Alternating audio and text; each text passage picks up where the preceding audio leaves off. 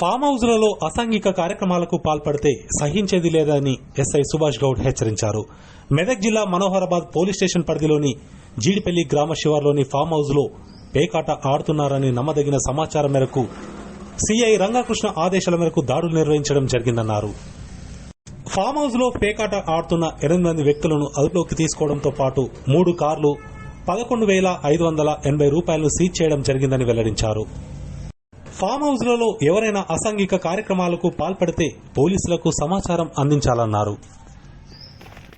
Toopran CSR ఆధ్వర్యంలో మరియు police station సిబ్బంది మేము అందరం కలిసి మనోహరాబాద్ శివార్లోని జీడిపల్లి గ్రామ పరిధిలో గల వింటర్ గ్రీన్ ఫామ్ హౌస్లో గేమింగ్ ఆడుతున్నారని నమ్మదైన సమాచారం రాగా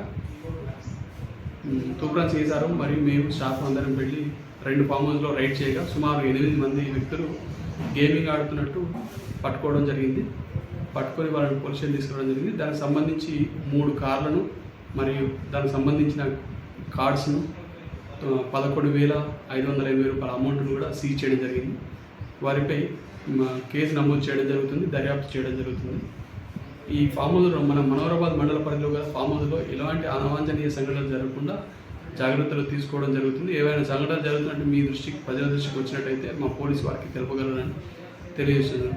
ఎటువంటి వ్యక్తులైనా ఇలాంటి అసాంఘిక కార్యకలాపాలకు పాల్పడినట్లయితే వారిపై చట్టరీత్యా చర్యలు తీసుకోకూడదు.